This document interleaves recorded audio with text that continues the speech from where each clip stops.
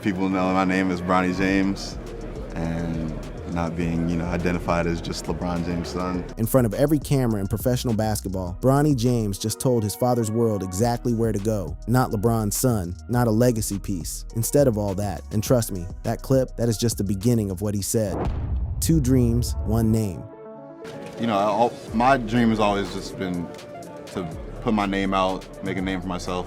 That is Bronny James, not performing, not carefully managing a brand narrative, not calculating the most diplomatic answer for the cameras, just telling you the truth in 2 words, the same way he has been telling it for years in every interview, every press conference, every small unguarded moment that the world has been too distracted by his father to actually hear. His dream was never about LeBron. It was never about the legacy, the history, the father-son milestone, the marketing story, the chapter of the career that LeBron had been writing out loud for everyone to see since Bronny was still in high school. It was never that. It was always, only completely about Bronny James. And that single, irreducible 2-word answer is where everything in this story begins. Because on one side of those 2 words, you have LeBron James, a man who spent years telling the world his greatest dream was to share an NBA floor with his own son. And on the other side, you have Bronny, who has been quietly, persistently, and with increasing clarity, trying to tell that same world something that nobody wanted to hear. That the story LeBron was telling, it wasn't Bronny's story, it was just his father's. To understand how 2 people who genuinely love each other end up on opposite sides of the same narrative, you need to understand where LeBron James is coming from. Not LeBron the athlete, not LeBron the brand, LeBron the father. LeBron Raymond James Sr. grew up in Akron, Ohio, raised by a single mother with no involvement from his biological father, a man who had a criminal history and was completely absent throughout LeBron's childhood. No games attended, no calls, no presence, nothing. LeBron built one of the most extraordinary careers in the history of American sport from that foundation, from that absence, turning a childhood defined by instability into a legacy defined by everything its opposite. And the moment he had children of his own, a son who loved basketball the way he loved basketball, he was going to be there, completely, loudly, without apology, because that is what you do when your childhood had none of it. You overcorrect, not out of ego, but out of love. You show up so fully, so visibly, so publicly that nobody, not your child, not the world, not some ghost from the past, can ever say you weren't there. That love is not in question. Watch him talk about Bronny for 30 seconds, and you will not question it for a single frame. What does it mean to, as a parent, to watch your son realize a dream? It's the greatest thing in the world. That is a man who grew up without anyone saying those words to him, without anyone putting him in a position to reach his dream, experiencing the most profound payoff that kind of childhood can produce, watching his son do the thing. And that same love, that enormous, real, completely genuine love, is exactly where the complication begins. Because love this big, expressed this publicly, by a man this famous, does something no father with good intentions ever wants to do. It removes the child from his own story. It makes the child a character in someone else's chapter. And when that father is LeBron James, the most documented, most photographed, most narrated athlete of his generation, that removal happens on a scale that most people cannot imagine. Bronny James was born on October 6, 2004, in Akron, Ohio, during LeBron's rookie NBA season. LeBron was 19, Savannah was 18. From the literal first breath of Bronny's life, his existence was already, inexorably, inseparably linked to one of the greatest careers in the history of American sport. He grew up constantly relocating, Cleveland, Miami, back to Cleveland, then Los Angeles, chasing a career that was not his own. Every school he attended, every team he played for, every game he suited up for, cameras followed, articles were written, takes were formed, projections were made, all before he was old enough to drive. He did not choose any of that. He was born into it. And the thing Bronny has done, consistently, quietly, in every documented moment where he was given the chance to speak for himself, is try to step sideways out of LeBron's frame, not away, not in rebellion or resentment, just sideways, just far enough to be seen as himself. At the pre-NBA draft press conference in June 2024, reporters asked him what message he wanted to send to the executives he was about to meet with. What did he want them to know about Bronny James, separate from the name? That I'm a genuine person. I've gotten a lot of lessons and stuff from my mom, my dad. He acknowledges both parents, gracious, genuine, giving credit where it's due, and then, without pause, in the very next breath. But also just like putting that Bronny James narrative out there more is instead of, just being LeBron James' son. Instead of just being LeBron James, not alongside, not in addition to, instead of. That word, that single preposition, is doing enormous work in that sentence. He is not asking to be recognized as LeBron's equal. He is asking to be recognized as a completely separate entity, his own person, his own name, his own narrative, and he has been asking it in one form or another since long before any NBA team drafted him. And now they are in the same league, wearing the same jersey, under the same spotlight, and those two very different dreams have to share the same locker room every morning. That is the tension. That is what Stop Babying Me actually looks like. Not a shouted confrontation, but 20 interviews, 20 press conferences, 20 quietly deliberate moments of a son trying to remind the world, and maybe his father,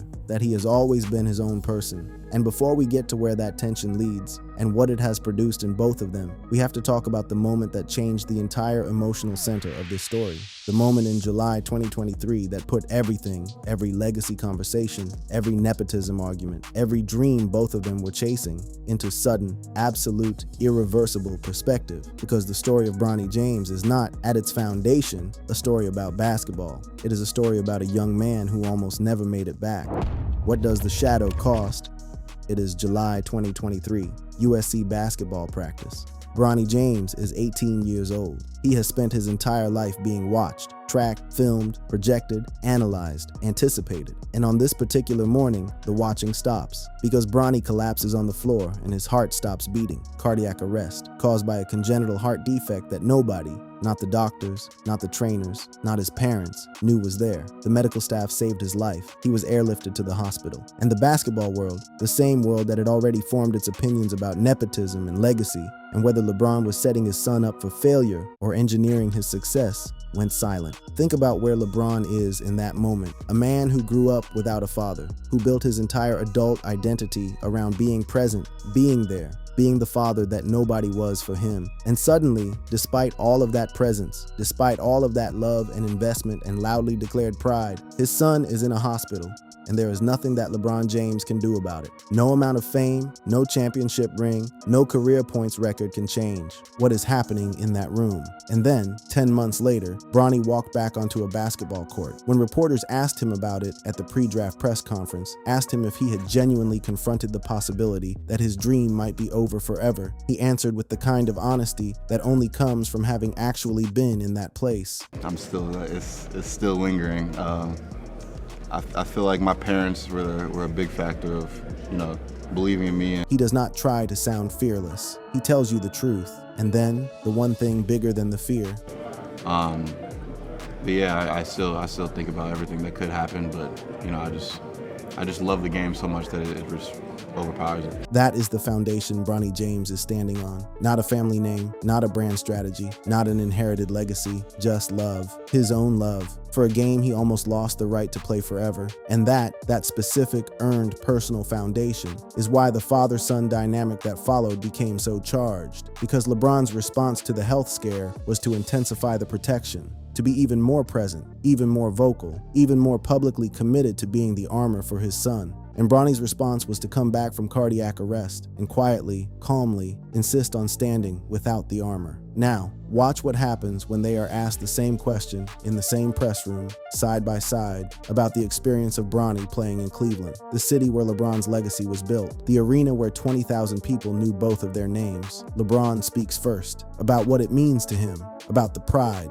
about 20 years of being the one everyone is watching, and now watching his son handle what even LeBron himself might have buckled under. My sense is that he's better than I would have been in that situation.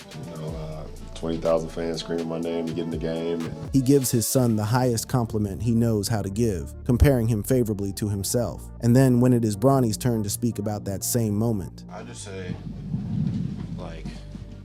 I've been just taught to play the right way my whole life, so just me going in there and playing my game. His father frames it as a milestone in a shared story. Bronny frames it as playing his game, not the family's game, his game. The personal pronoun is doing everything in that sentence, quietly, without drama, without making it a moment, just pointing at itself and saying, "This part is mine." And that separation, that insistence on ownership of his own experience, even in moments his father has publicly claimed as profoundly shared, is the quiet engine driving everything that has made their relationship one of the most analyzed and misread connections in modern sports. Now here's the piece that reframes everything about the controversy, and it almost got buried in the noise of the discourse. Reporting from ESPN's Ramona Shelburne and other insiders in January 2026 established something that directly contradicts the dominant public narrative. LeBron never asked, never pushed, and never pressured the Lakers organization to draft his son. Let that land. The story the internet told itself for 2 years. LeBron leveraging his star power, calling in favors, engineering a family photo op at the expense of a more deserving player, was not what happened. The front office, under then controlling owner Jeannie Buss, made that decision proactively, believing it would make LeBron happy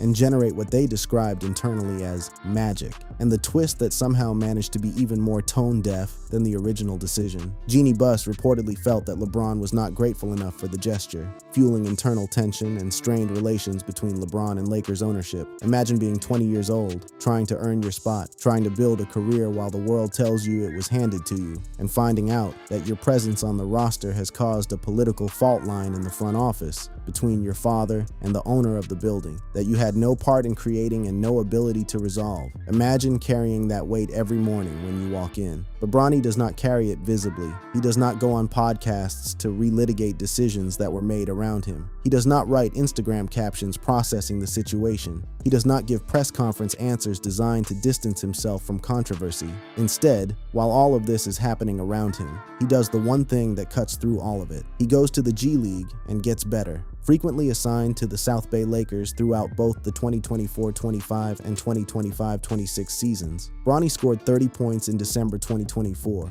31 in January 2025, and went for 39 in a G League game in March 2025. Nobody was trending those performances. The cameras were elsewhere, the discourse had moved on to the next controversy, and Bronny was in South Bay, working, which is exactly where he wanted to be. When reporters asked him at the pre-draft press conference why he had chosen not to give any media interviews during the USC season, whether that was his call or someone else's, he answered the way he answers everything. Just my team, stuff like that is, I made decisions for me that would be best in that situation, current situation. Decisions for me, not for the brand, not for the narrative, not because anyone instructed him or managed him or orchestrated his public image. Decisions for himself, based on what he needed in that moment. That is agency. Real, functional, self-determined agency. In a life that has had very little of it, because it has always been lived inside the orbit of something much larger than him. Now think about what LeBron is doing while Bronny is carrying this weight quietly. And this is not a criticism. This is just an honest description of what is happening in their dynamic, in public, on the record. LeBron is out there fighting for him, defending him, standing up for him in the most LeBron way possible, which means publicly, dramatically, in front of every camera available. In March 2025, after a Lakers overtime win against the Knicks, LeBron walked directly up to ESPN commentator Stephen A. Smith courtside and started yelling at him. Not a quiet word, not a conversation, yelling, in public, on the record. Smith confirmed the following day that the confrontation was directly about his ongoing criticism of Bronny's NBA placement, his repeated on-air statements that Bronny was in the league only because of his father. Smith said he understood as a father. He said he had no animosity. He stood by every word. And here is the part that burns the whole thing down in slow motion. Smith noted that his criticism was grounded in LeBron's own public statements, the years of loudly declaring Bronny was better than active NBA players, the public campaign to make playing alongside his son the defining chapter of his career. LeBron created the narrative, and when the narrative became a burden, LeBron went to the arena floor and confronted the man who was echoing it. Meanwhile, Bronny, who never asked for any of it, is in South Bay scoring 31 points in a game nobody is watching. That gap, right there, is the entire relationship in miniature. A father fighting battles his son never requested, in a war his son never declared, over a story his son never told. And part 3 is where we find out what Bronny James does with all of it, what he actually builds from all of this, who he is when you finally, genuinely, stop looking at his father for a moment and look at him. The name is Bronny James. Strip everything away. Set aside LeBron. Set aside the Stephen A. Smith confrontation, the front office politics, the genie bus drama, the nepotism discourse, the cardiac arrest headlines, the G League assignments, the 2 points per game memes, and the entire multi-year media circus that has orbited Bronny since before he could drive. Set aside the father. Just Bronny. Just the person. Just the player. Who is he when you actually look? Just playing the right way. He just makes all the right plays, as well as Drew Holiday. Drew Holiday won a championship with Milwaukee as the most suffocating perimeter defender in the building. Derek White won in Boston on a team that already had Tatum and Brown, making himself indispensable through positioning and clutch execution. Davion Mitchell has extended his career through system fit and the kind of basketball IQ that shows up in wins, not highlight packages. These are legitimate, well-compensated championship-level NBA careers built on precisely the strengths Bronny has been developing: his three-point shooting, his perimeter defense, his basketball IQ, his team-first instincts throughout his entire career, and the numbers are tracking in the right direction. His three-point percentage climbed to 40.7% through the 2025-26 season. Not spectacular by itself, but real, earned, consistent, the kind of number that makes a roster decision easy for a coach trying to win games, not run a documentary. And here is what makes those numbers meaningful in a way that goes beyond the stat sheet. Bronny knows, fully, clearly, without pretending otherwise, that he is not yet where he needs to be. He does not dress that up. He does not deflect it onto the health scare or the circumstances or the weight of the name. He sits with it the way someone sits with a fact they have already processed and turned into fuel. I need to work on my game. I really work on every part of my game when I in the gym and stuff like that. This level of self-awareness, the kind that lets you sit in a room full of cameras and say clearly and without ego that you are not yet finished, is not something that is given to you by being raised in a famous household. This is something that is built through losing, through being humbled, through cardiac arrest and G League assignments and 2 points per game stat lines appearing on national television next to your father's all-time scoring record. Through all of it. And through all of it, one thing has not changed. The thing he told you at the beginning of this whole story, the foundation underneath everything. Now let's talk about who Bronny James is completely outside of basketball. Because the discourse has been so locked onto the court, so obsessed with stats and draft slots and playing time, that the actual human being in the center of all of it has barely been looked at. Bronny has been in a stable, private, low-key relationship with Parker Whitfield since their time at Sierra Canyon High School. Parker is the daughter of actors Sally Richardson Whitfield and Dondre Whitfield. She attended Sierra Canyon, played softball, and is currently studying at Spelman College. In September 2025, Bronny posted a birthday tribute for her on Instagram, calling her "My Everything," alongside a photo of the two of them together. Her father, Dondre, joked publicly that Bronny is on thin ice until he wins a championship, and then immediately made clear the whole family genuinely loves the kid. Her mother, Sally, called him simply a good dude. In a 2025 podcast, Bronny revealed he has chosen to remain a virgin, a statement of personal values delivered without fanfare, without performance, without any interest in how it lands with an audience. This is who Bronny James is when the spotlight is not looking for his father. A young man in a serious relationship, a young man with personal values. He has no interest in performing for applause. A young man who grew up inside the most photographed household in professional sport and came out with his own identity intact, with a coherent, grounded, fully his own sense of who he is and what matters to him. That does not happen by accident. LeBron himself, in the Cleveland post-game press conference, gave the most accurate description of who his son is, perhaps without fully realizing how completely it also described what Bronny has been trying to communicate for years. A reporter brought up the fact that Bronny's middle school PE teacher had described him, unprompted, as selfless. LeBron's response: a middle school PE teacher saw it before any of the cameras did. A word as quiet and unglamorous as selfless, and it stuck because it is accurate, because it is who Bronny James actually is when the world stops looking for his father in him. Reports circulating as of early 2026 suggest that if LeBron departs the Lakers in the offseason, Bronny could be waived. And here is the thing that nobody in the discourse seems willing to say. That might not be the tragedy it sounds like, because the shield that LeBron built around his son, the one made entirely of love and intention, and everything a fatherless child grows up believing he owes his own children, has also been, inescapably, the thing that has kept the world from seeing Bronny clearly, from evaluating him fairly, from asking the right questions about who he is and what he can do on his own terms. Stepping out from behind that shield, playing for a coach who chose him for himself, in a building where the name James does not appear on the home team's most famous jersey, in a story where the only dream being chased belongs entirely to him, may be the exact thing Bronny has been quietly, patiently, persistently building toward his entire career, and his plan for getting there, for earning that, one season at a time. The world has been watching LeBron James for 23 seasons. It has been watching Bronny for 21 years, but it has not been seeing him. Not really, not yet. He is 21 years old. He is improving. He is grounded. He is patient. He is whole. And the most interesting chapter of this story, the one that has nothing to do with his father, the one written entirely in his own handwriting, that chapter has barely even started. Don't count Bronny James out. That is the real story, not a leaked confrontation, not a manufactured moment. The documented, human, deeply real account of a father and a son who love each other profoundly and who have been quietly navigating two very different relationships with the same spotlight, the same name, and the same game. Tell us in the comments, does Bronny James carve out a genuine NBA identity on his own terms? And if LeBron leaves the Lakers, is that the beginning of Bronny's real story? Like, subscribe, and we will see you in the next one.